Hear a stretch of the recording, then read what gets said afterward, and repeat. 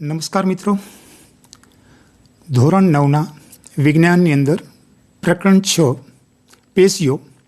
હવે આપણે એક પછી એક પેશી જોતા જઈએ. રેખી સ્નાયુ પેશીની જોઈએ, ત્રણે ત્રણ રેખિત અરેખિત ને જોતા જઈએ.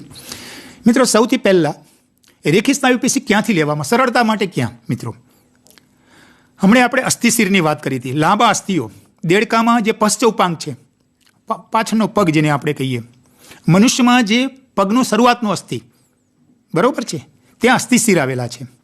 બસ ત્યાં અસ્થિશિર આવેલા છે અને સામેનું અસ્થિ જ્યાં જોડાય છે, અસ્થિશિર લાંબુ અસ્થિ અને સામેનું અસ્થિ જે જોડાય. આપણા મનુષ્યની વાત કરીએ તો નિતંબ મેખલાનું અસ્થિ છે બરોબર. ત્યાં અનિયમિત આકારનું મેખલાનું અસ્થિ છે, જ્યાં મૂત્રાશય ને એ બધા ત્યાં જોડાયેલા છે. ત્યાં નીચેની બાજુ મૂત્રાશય સંગ્રહ, ત્યાં મૂત્રાશયનું સ્થાન છે મિત્રો, કારણ કે અનિયમિત આકાર છે, વચ્ચેના ભાગમાં એ જો મૂત્રાશય આવેલું છે. કહેવાનો મતલબ કે અસ્થિશિરનું જે જોડાણ છે એ અને એની સાથેનું બીજું સામેનું ધારો કે નિતંબ મેખલા છે, તો એ બંનેને જોડાણ માટે એ જે અસ્થિ કામ કરે એ રેખી સ્નાયુ પેશી છે મિત્રો. અને રેખી સ્નાયુ પેશીની અંદર તમે જ્યારે દેડકાનું જાંઘ છે, ધારો કે મનુષ્યના જાંઘનો ભાગ જે છે, એમાંથી જ્યારે સ્લાઇડ બનાવવામાં આવે ત્યારે બહારનું એક ઉપરનું ચામડી કાઢી નાખો અને અંદરની બાજુ જાઓ ત્યારે તમને ઘણી એમ તમે નજીક બહુ જાણી લાઇનિંગ જેવી રચના જોવા મળશે.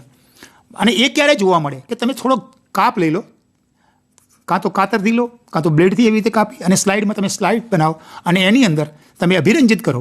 અને અભિરંજિત કર્યા પછી તમે જુઓ તો તમને સ્નાયુ તંતુઓ પહેલાં શરૂઆતમાં કાઢશો ત્યારે આવા હશે.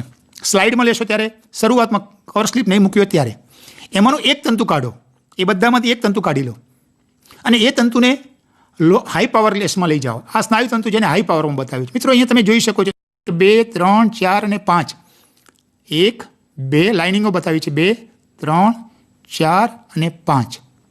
એ કઈ છે આની અંદર? આ ઉપરની એક, આ બીજી 2, આ ત્રીજી, આ ચોથી અને આ નીચેની 5મી. આ 5 એરો બતાવ્યા છે મિત્રો. આને હાઇલાઇટ કરી છે. સ્નાયુમાં સ્નાયુ તંતુઓ છે, સ્નાયુ તંતુમાં સ્નાયુ તંતુ છે અને સ્નાયુ તંતુ એકને હાઈ પાવરને સ્નાયુ તંતુ કહેવાય. આને એક જે છે બતાવી સ્નાયુ તંતુ છે. એકમાં કેવી રચના જોવા મળે એ બતાવી છે મિત્રો. જોઈ શકો છો એમાં તમને 2 પ્રકારની પટ્ટીઓ જોવા મળશે. આ ઉપરની છે, આ જે ઘેરી પટ્ટી છે, હું આટલો ભાગ બતાવું છું, ઘેરી પટ્ટીનો ભાગ બતાવું છું, જેમાં બ્લુ અને રેડ, ઉપરથી રેડ અને નીચેથી બ્લુ બે ભેગું થાય છે અને કાળો પટ્ટો એક બતાવવા પ્રયત્ન કર્યો છે. એ ઘેરી પટ્ટી છે. એવી જ રીતે દરેક ઘેરી પટ્ટી, જો આ બીજી, આ ત્રીજી ઘેરી પટ્ટી અને આ ચોથી ઘેરી પટ્ટી, 4 ઘેરી પટ્ટીઓ છે. અને આ 5 રચનાઓ છે, 1, 2, 3, 4, 5 છે. શું છે મિત્રો? એક ઘેરી પટ્ટી જોવા મળશે, પછી એક ઝાંખી પટ્ટી જોવા મળશે. આ ઝાંખી પટ્ટીની લાઇનિંગ છે, આ બતાવી છે બીજા નંબરની. હા, એ ઝાંખી પટ્ટી. અને ઝાંખી પટ્ટી કેટલી? આ કાળા લાઇનની આજુબાજુનો સફેદ જેટલો પટ્ટો છે બધો જ, ઉપર નીચે 2 સરખી ભાગમાં વિભાજન પામે, જોઈ શકો છો. એ ઝાંખી પટ્ટી આખી કહેવાય.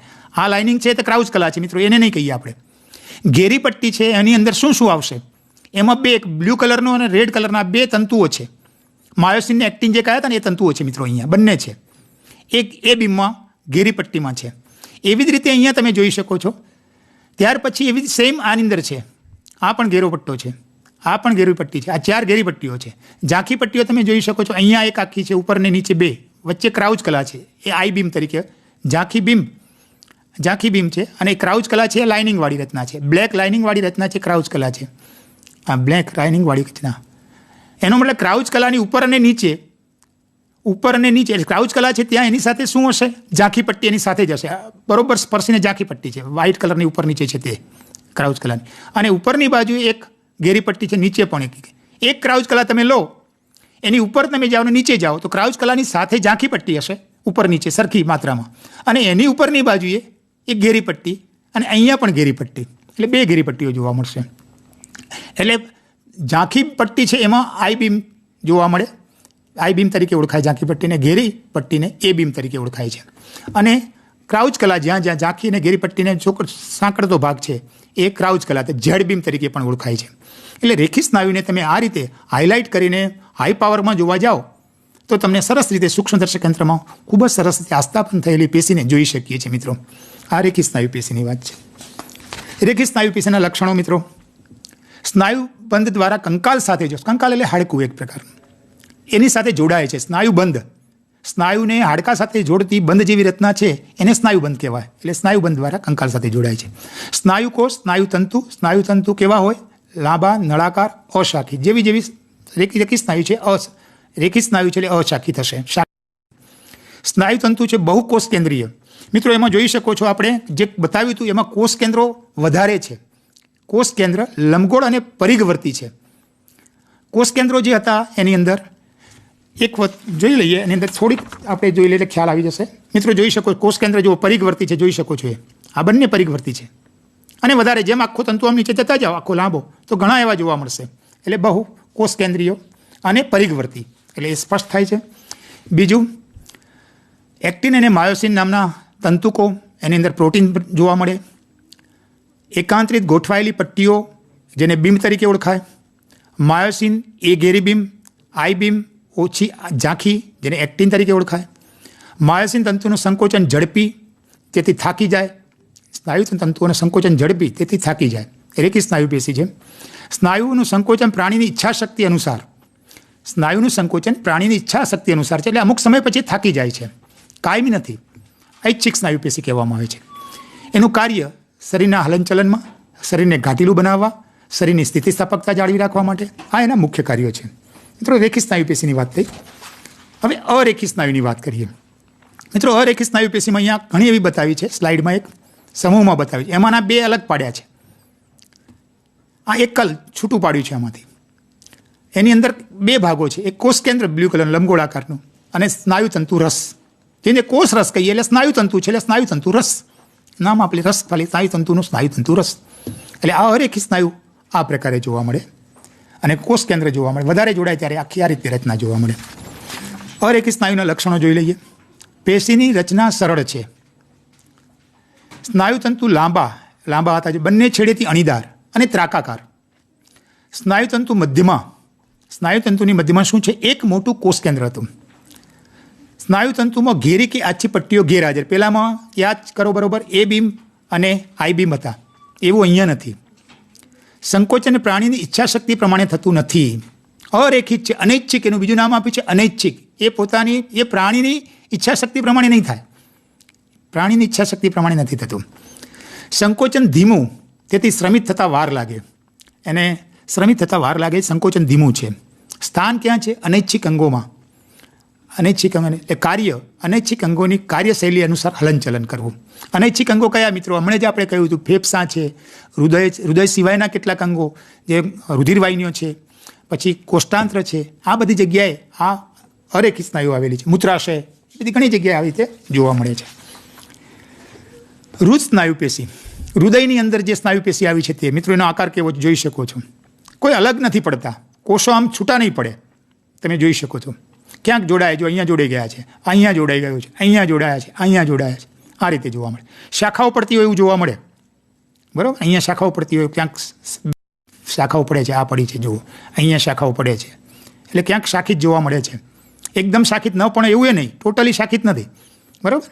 હવે એ કોષોની અંદર કોષ કેન્દ્રો આવેલા જોઈ શકો. લંબગોળાકારના કોષ કેન્દ્ર છે, આ લંબગોળાકાર. હૃદયની દિવાલ છે, એની અંદર આ પ્રકારની પેશી છે, હૃદ સ્નાયુ પેશી. બીજું આ એક કોષ, આ બીજો કોષ, એનો આટલો ભાગ તૂટક બતાવે છે, આટલો આખો એક આટલો બીજો ભાગ બતાવ્યો છે. આ બંને જોડે જે જોડાય છે ત્યાં અધિબિંબ આવેલો છે. વિશેષ રચના છે મિત્રો. હૃદ સ્નાયુ પેશીમાં અધિબિંબ નામની વિશેષ રચના છે. એટલે આ અધિબિંબ અહીંયા જોડાણ ધરાવે છે. જોઈએ અહીંયા અધિબિંબ છે, આ અધિબિંબ રહ્યો, અધિબિંબ ઘણા છે. આ રીતે અધિબિંબ જોવા મળતા હોય છે હૃદ સ્નાયુ પેશીની અંદર. અને હૃદયમાં વિશેષ સ્નાયુ પેશી છે. હૃદ સ્નાયુ પેશીના લક્ષણો: ટૂંકા તંતુઓ, ટૂંકા, નળાકાર, સમાંતર અને શાખિત. એમાં શાખાઓ ક્યાંક પડતી હતી, સમાંતર જોવા મળે, લગભગ એકદમ ને મળતા આવતા, નળાકાર અને સમાંતર. 1-2 લંબગોળ કોષ કેન્દ્ર. સંકોચન અને શિથિલન સમગતિક, કારણ કે હૃદય છે એટલે સ્વાભાવિક હૃદયની અંદર સ્નાયુ આવેલા, એટલે સમગતિક, તાલબદ્ધ રીતે જીવંત પર્યંત થાક્યા વગર એક ધારું એ હલનચલન કરતા હોય છે. એટલે વિશિષ્ટતા છે એની. સ્નાયુતંતુઓ સેતુ દ્વારા જોડાય તે રચનાને અધિબિંબ કહેવાય. જે સ્નાયુતંતુ હતા એમાંનું એક સ્નાયુતંતુ બીજા સ્નાયુતંતુને જોડે ત્યારે જે જોડાણ હતું એને આપણે અધિબિંબ કહ્યું. અને એનું સ્થાન છે હૃદયની દિવાલમાં. ચેતાપેશી જોઈએ મિત્રો. ચેતાપેશી કેવા પ્રકારની છે? ચેતાપેશીમાં તમે જોઈ શકો છો મિત્રો, અહીંયા વિશેષ ચેતાકોષ, બરોબર, એક ચેતાકોષ બતાવ્યો છે. અને આ ચેતાકોષ ક્યાં વિશેષ જોવા? પૃષ્ઠવંશી પ્રાણીઓ મિત્રો. પૃષ્ઠવંશી પ્રાણીઓમાં વિશેષ જોવા મળે કે જેની પૃષ્ઠ બાજુએ કરોડ સ્તંભ આવેલી હોય, જે પ્રાણીઓની શરીરની પૃષ્ઠ બાજુએ કરોડ સ્તંભ હોય, એ બધા જ પ્રાણીઓ આ પ્રકારની ચેતાપેશી ધરાવે, એવો ચેતાકોષ ધરાવે. અને એવો ચેતાકોષ કેવી રચના ધરાવે છે એ આપણે જોઈ લઈએ. અહીંયા જોઈ શકો સૌથી બહારની બાજુ, એટલે કે અહીં આ તરફ, મેં તમને જે પેન્સિલ મારી ફરે છે તરફ, આ ભાગમાં અહીંયા તંતુઓ, બહારની બાજુ નાના નાના તંતુઓ જેવી રચના છે, અહીંયા પણ છે, અહીંયા પણ છે, બરાબર. એ શિખા તંતુઓ છે, બરાબર. એક એન્ટેના જેવું કામ કરે છે, ઉર્મિવેગના વહન સાથે સંકળાય છે. ચેતાપેશી ઉર્મિવેગના વહન સાથે સંકળાય છે, આપ જાણો છો. તો ઉર્મિવેગના વહન સાથે આ પેશી સૌથી પહેલાં જે ઉર્મિવેગ છે અહીંથી ગ્રહણ થાય છે, શિખા તંતુઓ ગ્રહણ કરે, શરૂઆત અહીંથી થાય. અંદરની તરફ જાઓ ત્યારે એક કોષ કેન્દ્ર જોવા મળે છે. આ બધા શિખા તંતુઓ અંદરની તરફ આ રીતે એક રચના બનાવે છે. આ કોષ કેન્દ્ર છે. કોષ કેન્દ્રની બહારની બાજુ નાના નાના કણો જેવી રચનાઓ છે. નિઝલ નામના વૈજ્ઞાનિકે કોષ રસની અંદર, કોષ કેન્દ્રની બાજુમાં કોષ રસ છે, અને કોષ રસમાં એની અંદર જે આવેલું છે એ નિઝલની કણિકાઓ છે.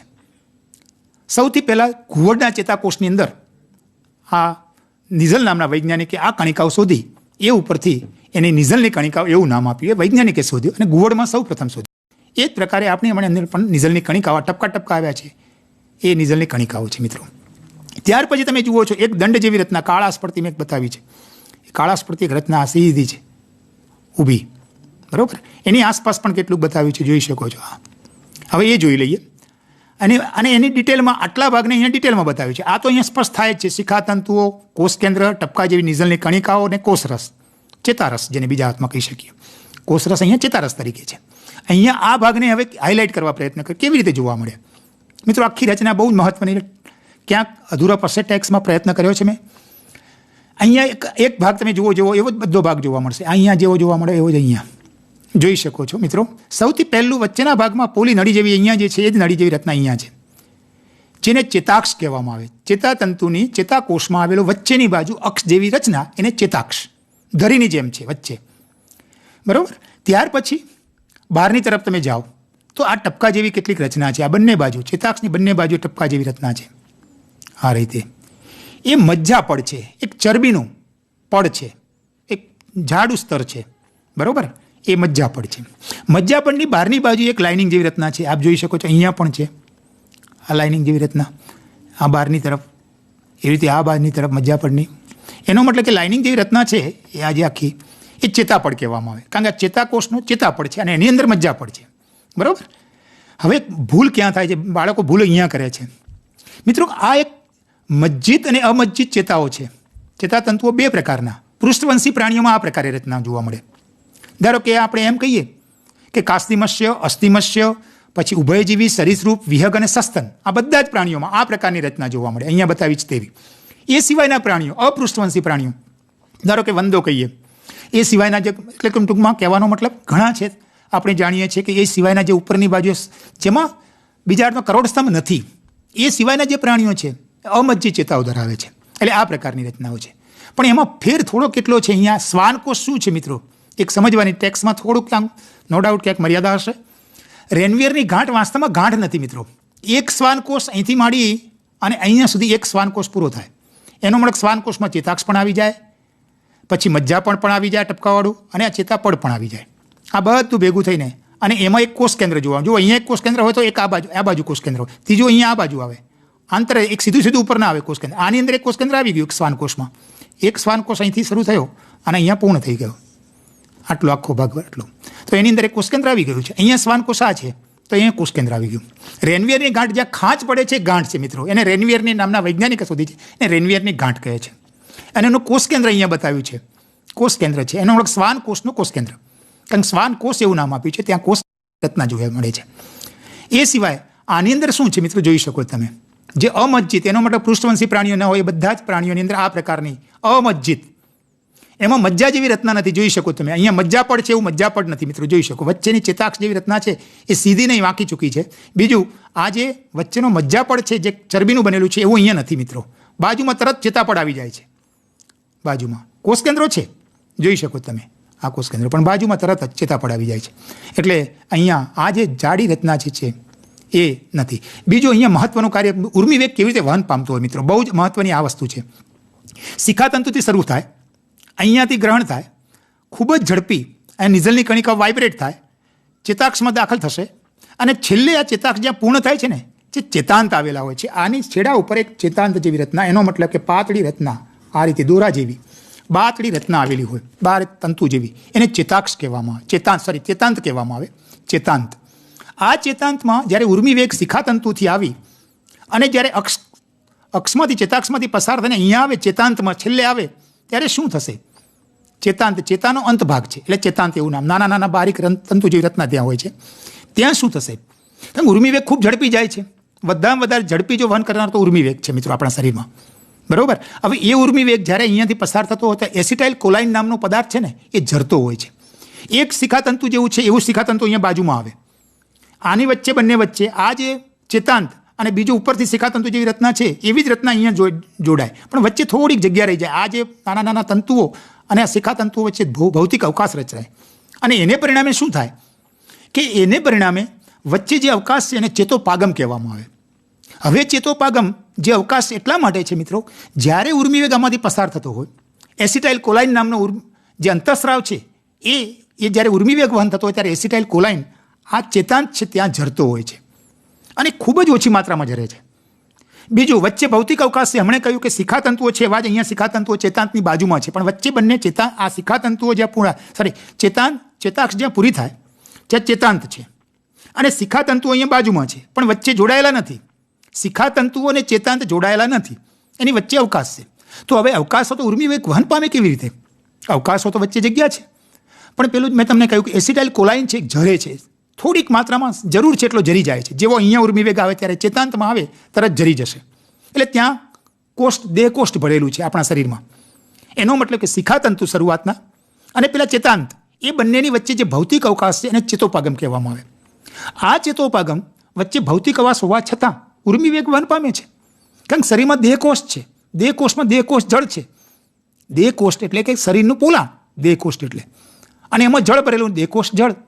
એમાં જ્યારે આ ઉર્મિવેગ જ્યારે ચેતાંતમાંથી આવે ત્યારે એટલે શું થાય? એની અંદર વમળો પેદા થાય અને એ વમળો જે પેદા થાય એ જ વમળો શિખાતંતુ ગ્રહણ કરી લે, કારણ કે હમણાં જ કહ્યું કે શિખાતંતુ કે એન્ટેના જેવું કામ કરે છે અને પછી પાછો ઉર્મિવેગ બીજા ચેતાકોષમાં રીતે પ્રસાર પામતો હોય છે. એટલે આ રીતે ઉર્મિવેગનું વહન સરળતાથી આ રીતે થતું હોય છે. મિત્રો, ચેતાપેશીના લક્ષણો જોઈ લઈએ. મિત્રો, પેશીના કોષો સંવેદનશીલ છે. મગજ, કરોડરજ્જુ અને ચેતાઓ ચેતાપેશીઓથી બનેલ હોય છે. ચેતાપેશી બહુ જ એકદમ સેન્સિટિવ પેશી છે મિત્રો, કારણ કે મગજ, કરોડરજ્જુ અને ચેતાઓ એ ચેતાપેશીથી બનેલી હોય છે. રચના 2 કોષો દ્વારા, એક ચેતાકોષો અને આધાર કોષો, આ 2 છે. બંધારણીય કોષ તરીકે ચેતાકોષ તરીકે છે બંધારણીય કોષ.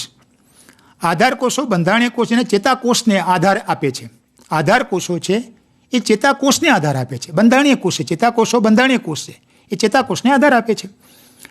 ચેતાકોષના ઘટકો કોષકાય અને પ્રવર્ધો. ચેતાકોષના ઘટકો કોષકાય. મિત્રો, કોષકાય એટલે કયો? કોષ કેન્દ્ર અને કોષ રસબેલ નિઝલની કણિકાઓ જે તમને વાત કરી એ કોષકાય છે. અને પ્રવર્ધો છે, શિખાતંતુ ને અક્ષતંતુ છે, એ પ્રવર્ધો છે બંને. બાજુ કોષકાય, કોષ કેન્દ્ર અને કોષ રસથી ભરેલા છે. કોષકાય છે કોષ કેન્દ્ર અને કોષ રસથી. કોષકાય બીજું કંઈ નથી કે પેલા શિખાતંતુઓ જ્યાં મળતા હતા બધા, વચ્ચે જે રચના હતી જે કોષ કેન્દ્રની આસપાસ, એ આસપાસની રચના એ કોષરસ, વચ્ચે નિઝલની કણિકાઓ અને એની બાજુનું કોષ કેન્દ્ર. એટલે કોષકાય બીજું કંઈ નથી. કોષકાય એટલે કોષ કેન્દ્ર, શિખાતંતુઓ જ્યાં મળે ત્યાં કોષરસ અને નિઝલની કણિકાઓ, એ કોષકાય કહેવાય. બીજી આગળની વાત કરીએ. ત્યાર પછી પ્રવર્ધો 2 પ્રકારના, અક્ષતંતુ, બહિર્વાહી પ્રવર્ત કહેવાય. મેં ચેતાંત વાત કરી, લાંબા નળી જેવી રચના હતી પોલી અને એની આજુબાજુ પેલું મજ્જાપડ ને ચેતાપડ, એ અક્ષતંતુ હતો, એ બહિર્વાહી પ્રવર્ત કહેવાય. શિખાતંતુ જે બારીક નાના નાના રોમ જેવી રચના એન્ટેના જેવું કામ કરે ઉર્મિવેગને ગ્રહણ કરવા માટે, એ અંતરવાહી પ્રવર્ત કહેવાય. અંતરવાહી પ્રવર્ત પહેલું કામ કરે, ત્યાર પછી બહિર્વાહી પ્રવર્ત.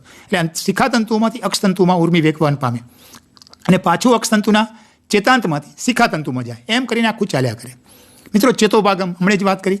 2 ચેતાકોષો વચ્ચે ભૌતિક અવકાશ હોય છે, થોડીક. 2 ચેતાકોષો, એનો મતલબ કે કોઈ ચેતાકોષ લઈએ એનો ચેતાંત લઈએ, ચેતાકોષનો છેલ્લો ભાગ જેને ચેતાંત કહેવામાં આવે, અને એનો બીજે ચેતાકોષનો શિખાતંતુ લઈએ. એ બંને વચ્ચે જે અવકાશ છે ને, એ અવકાશને ભૌતિક અવકાશ છે એને કહેવામાં આવે ચેતોપાગમ. એ સૂક્ષ્મ એવો ભૌતિક અવકાશ હોય છે. ચેતાકંદ શું છે? ચેતાકોષો એકઠા મળી ચેતાકંદ રચે. ચેતાકોષો એકઠા મળી ચેતાકંદ રચે. ચેતાતંતુ પ્રવર્ધોથી વીંટળાયેલા અવાહક પડ સહિતની રચના છે મિત્રો. પ્રવર્ધોથી વીંટળાઈને અવાહક પડ બને છે એને કહેવાય ચેતાતંતુ. અને ચેતાતંતુઓ સમૂહમાં ગોઠવાઈ ચેતાની રચના કરે. ચેતાતંતુઓ સમૂહમાં ગોઠવાઈ ચેતાની રચના કરે. અને ચેતાપેશીનું કાર્ય છે ઉર્મી વેગનું વહન કરવું. મિત્રો જોઈ શકો છો અહીંયા બહુ સમજીને કામ કરવા જેવું છે. લસિકાકણ મિત્રો યાદ કરો બરોબર. એક પહેલાં આપણે 5 નામ જોઈ લઈએ, પછી આપણે થોડીક એની ચર્ચા કરી લઈએ. લસિકાકણ, એક કેન્દ્રીકણ, રુધ સ્નાયુ, રેખી સ્નાયુ, શ્વાનકોષ. સામે ઝેડબિંબ, અધિબિંબ, ચેતાપેશી, એક મોટું કોષ કેન્દ્ર, ગોળાડી નાળ આકારનું કોષ કેન્દ્ર. અહીંયા કોષ કેન્દ્રો 2 રીતે મેં લખ્યા છે. બિંબ 2 રીતે છે, અધિબિંબ, ઝેડબિંબ, અને એક ચેતાપેશી આ રીતે છે. મિત્રો લસિકાકણ, આ લસિકાકણ છે મિત્રો. યાદ કરો મેં તમને કહ્યું હતું કે આપણા શરીરમાં આ લસિકાકણો છે એ શ્વેતકણનો એક પ્રકાર છે. આમ જોવા જઈએ તો લસિકાકણ, લસિકામાં આવેલા કોષો છે લસિકાકણ છે. કોઈ પણ પ્રવાહી સંયોજક પેશી, રુધિર ગણો કે લસિકા, પેશી ક્યારે કહેવાય મિત્રો? જો એની અંદર કોષો ના હોય તો પેશી ના ગણાય. રુધિરમાં તો તમે જાણો છો કે રુધિરની અંદર રક્તકણો, શ્વેતકણો અને ત્રાકકણો છે. તો લસિકાની અંદર શું? લસિકાની અંદર લસિકાકણ અને રુધિરરસ આ બંને ભેગા થઈને લસિકા બને. અને લસિકાકણ છે એ કેવો આકાર આપણે ત્યાં જોયું હતું યાદ કરો મિત્રો. એ લસિકાકણનો આકાર કે છે એ ગોળાકાર, વચ્ચેની બાજુ એક ગોળ કોષ કેન્દ્ર, કોઈ ખંડો કે કણોમાં વિભાજન હતું, થાળી જેવું એકદમ કોષ કેન્દ્ર. એક મોટું કોષ કેન્દ્ર જે છે આ જે બતાવ્યું તે લસિકાકણની વાત છે. આ એક મોટું કોષ કેન્દ્ર હોય મિત્રો, એક જ હોય, અને એ કણિકા વિહીન છે મિત્રો, ખંડો કે કણોમાં વિભાજન ન પામે એવો કોષ છે. એટલે એક મોટું કોષ કેન્દ્ર એ લસિકાકણનું છે. એક કેન્દ્રીકણ કોષ કેન્દ્ર જે છે એ અહીંયા ગોળાની નાળ જેવા આકારનું છે મિત્રો. જોઈ શકો છો અહીંયા બતાવ્યું છે કે ગોળાની નાળ જેવો, એનો મતલબ કે કંઈક યુ આકારને મળતું એક્ઝેક્ટ નહીં પણ એને મળતું આવતું, અને ખંડો કે કણોમાં વિભાજન ન પામે. બરોબર, એ કોષ કેન્દ્રની વાત છે. એવું કોષ કેન્દ્ર એક કેન્દ્રીકણ, મોનોસાઇટ એને કહેવામાં, અને લિમ્ફોસાઇટ કહેવામાં આવે. એટલે ગોળાની નાળ જેવા આકારનું કોષ કેન્દ્ર હોય એવું એક કેન્દ્રીકણ. રુધ સ્નાયુ પેશી મિત્રો, હૃદયની અંદર સ્નાયુ પેશી જેની વાત છે એમાં કઈ રીતે સંકળાયું છે રુધ સ્નાયુ પેશી, રેખિત અને શ્વાન, આ 3ની વાત છે. હવે એની સાથે આપણે આટલા લેવાના રહ્યા 3. મિત્રો જોઈ શકો રુધ સ્નાયુ પેશી છે બરોબર. રુધ સ્નાયુ પેશીની અંદર મેં તમને કહ્યું હતું કે થોડીક શાખિત ક્યાંક જોવા મળતી, અને કોષો જ્યાં મળે ત્યાં સાધારણ લાઇનિંગ જેવી રચના હતી જેને અધિબિંબ તરીકે ઓળખાય. એક સ્લાઇડ પટ્ટી જેવી રચના, અધિબિંબ. રુધ સ્નાયુ પેશીની અંદર અધિબિંબ આવેલું હોય છે મિત્રો. એ ઘેરી કે ઝાંખી પટ્ટી નથી મિત્રો, એક ધ્યાન રાખજો, ઘેરી કે ઝાંખી પટ્ટી નથી. એ બે એક રુધ સ્નાયુ પેશીનો એક કોષને બીજો કોષ જોડાય ત્યાં અધિબિંબ આવેલું હોય. સ્લાઇડ એ બંને જુદા પડતા હોય, બે કોષો એને અધિબિંબથી જોડાણ ધરાવતા હોય. એટલે રુધ સ્નાયુ પેશી અધિબિંબ સાથે. રેખિત સ્નાયુ પેશી મિત્રો ઝેડબિંબ, ઝેડબિંબ અહીંયા જોવા મળે. અને આ ઝેડબિંબ છે બીજું કંઈ નથી મિત્રો, ઝેડબિંબ છે એક ક્રાઉઝ કલા છે. આ ક્રાઉઝ કલા છે ઝેડબિંબ, એક જોઈ શકો છો તમે. ત્યાર પછી શ્વાનકોષ, શ્વાનકોષ ચેતાપેશીમાં, અને એ શ્વાનકોષ મેં તમને કહ્યું હતું કે આખો શ્વાનકોષમાં વચ્ચેના ભાગમાં ચેતાક્ષ હોય, કાળી પટ્ટી હતી, એની આજુબાજુ મજ્જાપડ હતા, અને મજ્જાપડની બહારની બાજુ ચેતાપડ હતું. આ બધું ભેગું, અને શ્વાનકોષની અંદર કોષ કેન્દ્ર તો ખરું જ, અને એક ખાંચ જેવો પ્રદેશ થાય ત્યાં રેનવીરની ગાંઠ મેં કહ્યું હતું. એટલે આ બધું ભેગું થઈને એક કોષ બને જેને શ્વાનકોષ કહેવાય. એટલે શ્વાનકોષ છે એ વાસ્તવમાં ચેતાપેશીનો એક ભાગ છે. ચેતાપેશી એમાંનો જ ભાગ છે, પણ એ શ્વાનકોષના શબ્દ નાનો છે પણ એની અંદર ઘણું આવી જાય મિત્રો. કહ્યું એ પ્રમાણે એ બધા જ ભાગો ભેગા થઈને શ્વાનકોષ બને છે. મિત્રો સ્નાયુબંધ કઈ પેશીમાં જોવા મળે છે? સ્નાયુબંધ કઈ પેશીમાં જોવા મળે છે? રુધ સ્નાયુ પેશી, અરેખિત સ્નાયુ પેશી, રેખિત સ્નાયુ પેશી, કોષ્ટાંતર પેશી. મિત્રો સ્નાયુબંધ, સ્નાયુઓની સાથે જોડાતો બંધ, જે મોટા હાડકાઓ છે આપણા શરીરના, જ્યાં જ્યાં જોડાણ ધરાવે છે, હાડકાઓ અસ્થિઓ જ્યાં જ્યાં જોડાણ ધરાવે છે ત્યાં એક બંધ આવેલો છે. સ્નાયુ એ હાડકાને જોડવા માટે છે. એ રેખિત સ્નાયુથી જોડાય છે, રેખિત સ્નાયુથી જોડાતા હોય છે. અને રેખિત સ્નાયુ મેં તમને કહ્યું હતું કે આપણા શરીરની અંદર કઈ પેશીના સ્નાયુતંતુઓ બહુકોષ કેન્દ્રી હોય છે? કઈ પેશીના સ્નાયુતંતુઓ બહુકોષ કેન્દ્રી હોય છે? રેખિત સ્નાયુ પેશીના બહુકોષ કેન્દ્રી. મેં તમને બતાવ્યું, નળાકાર બતાવ્યું હતું, પેલા ઝેડબિંબ, આઈબિંબ અને અધિબિંબ જે બતાવ્યું હતું, એની વચ્ચેના ભાગમાં કોષ કેન્દ્રો છે એ બહુકોષ કેન્દ્ર, એટલે છેડા તરફ પરિઘવર્તી કોષ, વધારે પ્રમાણમાં કોષ કેન્દ્રો હોય એટલે કે બહુકોષ કેન્દ્રીય હોય રેખી સ્નાયુ પેશીમાં હોય. પેલી ઘેરીને ઝાંખી પટ્ટી બતાવી હતી એમાં કોષો લાંબા અને નળાકાર કઈ પેશીમાં જોવા મળે છે? લાંબા અને નળાકાર રેખી સ્નાયુ પેશીની અંદર મિત્રો. કારણ કે એની અંદર સ્વાભાવિક છે કે પેલા કોષો લાંબા એકદમ લાંબા હતા, કોષ કેન્દ્રો પરિઘ તરફ હતા, વિશેષ માત્રામાં બહુકોષ કેન્દ્રીય હતા અને લાંબી નળી જેવી રચના હતી. કોષો ત્રાકાકાર અને એક કોષ કેન્દ્રી કઈ પેશીમાં? એક કોષ કેન્દ્રી અને ત્રાકાકાર હોય. કોષ્ટાંતર સ્નાયુ પેશી. મિત્રો કોષ્ટાંતર સ્નાયુ પેશીનું બીજું પણ નામ છે અરેખિત, અનૈચ્છિક. ત્રણેય નામ કોષ્ટાંતર સ્નાયુ પેશી, અનૈચ્છિક અને એટલે અરેખિત. આ ત્રણેય એક જ નામ છે. અને એ પેશીના કોષો લાંબા હોય પણ કિનારી તરફ ચપટા, એકદમ સાંકડા અને વચ્ચેથી ફૂલેલા અને વચ્ચે કોષ કેન્દ્ર લંબગોળ આકારનું કોષ કેન્દ્ર જોવા મળે. એવા કોષો એ અરેખિત સ્નાયુમાં એક કોષ કેન્દ્રી જોવા મળે. ઐચ્છિક અંગોમાં કઈ પેશી જોવા મળે છે? ઐચ્છિક અંગોમાં કઈ પેશી જોવા મળે છે? કોષ્ટાંતર પેશી, રૂસ્નાયુ પેશી, કંકાલ પેશી, તંતુ પેશી. કંકાલ ઐચ્છિક મિત્રો, ઐચ્છિક એટલે રેખિત. કંકાલ પેશી એવી જે સ્નાયુને જોડાણ આપતી જે છે હાડકાઓને, એવી કંકાલ પેશી એની અંદર જોવા મળે છે. કઈ પેશીમાં સંકોચન ધીમું હોય છે? કઈ પેશીમાં સંકોચન ધીમું હોય છે? રૂ સ્નાયુમાં એક ધારું હોય, રેખિતમાં ઝડપી હોય અને અરેખિત સ્નાયુ છે એમાં ધીમું હોય છે. ઐચ્છિક એ જ વાસ્તવમાં અનૈચ્છિક. અહીંયા ઐચ્છિક છે, રેખિત થાય. આ પણ રેખિત ને ઐચ્છિક બે એક જ નામ છે આમ જોવા જઈએ તો, પણ નામ બદલ્યું છે કદાચ ભૂલથી કોઈ લખીને દે એટલા માટે ઐચ્છિક. પણ અરેખિત સ્નાયુ એમાં ધીમું હોય છે. એચ પ્રદેશ કઈ પેશીમાં જોવા મળે છે? એચ પ્રદેશ કઈ પેશીમાં રચાય છે? રેખિત સ્નાયુ પેશીમાં એચ પ્રદેશ રચાતો હોય છે મિત્રો, અરેખિતમાં નથી હોતો. અરેખિત નામ જ આપ્યું છે. રૂ સ્નાયુ પેશીમાં તો અધિબિંબ હોય છે, તંતુ ઘટક પેશીમાં તો હોતું જ નથી. ઘેરીને ઝાંખી પટ્ટીઓ કઈ પેશી ધરાવે છે? કંકાલ સ્નાયુ પેશી અથવા રેખિત સ્નાયુ પણ કહી શકાય. અધિબિંબ કઈ પેશીમાં જોવા મળે? રૂ સ્નાયુ પેશી. એક કે બે કોષ કેન્દ્ર કઈ પેશીમાં જોવા મળે? રૂ સ્નાયુ પેશી. કઈ પેશી સ્નાયુ પેશીઓ શાખિત રચના ધરાવે છે? રૂજ સ્નાયુ પેશી. શાખિત રચના ધરાવતી એવી પેશી. શાખીમાં સાધારણ હોય છે, અધિબિંબ ધરાવે છે, કોષ કેન્દ્રો હોય છે. ઉર્મી વેગનું વહન કરતી પેશીનું નામ ચેતાપેશી. અને છેલ્લે મિત્રો આધાર કોષો કઈ પેશીની રચનામાં સંકળાયેલ છે? ચેતાપેશી. આધાર કોષો. કોષરસ અને કોષ કેન્દ્ર દ્વારા ચેતાપેશીનો કયો ભાગ રચાય છે? કોષકાય. જે નિઝલની કણિકાઓ જે આપણે વાત કરી હતી એની અંદર કોષકાયમાં હોય. અક્ષતંતુ અને શિખાતંતુ વચ્ચેના સૂક્ષ્મ અવકાશનું નામ જણાવો. ચેતોપાગમ. વચ્ચેનો જગ્યા છે અક્ષ સૂક્ષ્મ અવકાશનું નામ ચેતોપાગમ. છેલ્લે અવાહક પડથી વીંટળાયેલ અક્ષતંતુ શિખાતંતુને શું કહે છે? અવાહક પડથી વીંટળાયેલ અક્ષતંતુ શિખાતંતુ ચેતાતંતુ. ચેતાતંતુ તરીકે, અક્ષતંતુ કે શિખાતંતુ એને ચેતાતંતુ તરીકે ઓળખાય છે. મિત્રો આજે આપણે પેશીઓ એમાં વનસ્પતિ પેશી અને પ્રાણી પેશી આપણે પૂર્ણ કરી. અને એ બંને પેશીઓમાં વનસ્પતિમાં કરતાં પ્રાણી પેશીમાં જટિલતા વિશેષ હતી એ રીતે આપણે જોયું. અને એની અંદર વિશેષતા એ હતી કે પ્રાણી પેશીના કાર્યો પણ વિશેષ છે, વનસ્પતિ પેશી કરતાં પણ જટિલ રચના ધરાવે છે અને પૃષ્ઠવંશી પ્રાણીઓ છે. એટલે અલગ અલગ પ્રકારની પેશીઓ છે અને બહુકોષીય પ્રાણી હોવાથી એમાં પેશીઓની જટિલ રચનાને પરિણામે એના આપણે પ્રાણી પેશીને બે ભાગમાં વિભાજન કરીને કામ કર્યું મિત્રો. અને એ જેથી કરીને વનસ્પતિ પેશી કરતાં પ્રાણી પેશીને સરળતાથી સમજી શકાય. જટિલ રચના ધરાવતા હોય એટલે સ્વાભાવિક છે એની અંદર વધારે કાર્યો પણ હોય, એટલા વધારે હોય, એટલે અંગો પણ હોય અને પેશીઓ પણ વધારે હોય. તો આ એની અંદર આપણે આટલું જોયું. વનસ્પતિ પેશી સરળ અને જટિલ, પ્રાણી પેશી એમાં પણ સરળ અને જટિલ, એમાં અલગ અલગ પ્રકારો અને એના કાર્યો, એના સ્થાન, એની રચના, એની આપણે વાત કરીએ મિત્રો. ઓકે મિત્રો, આવજો.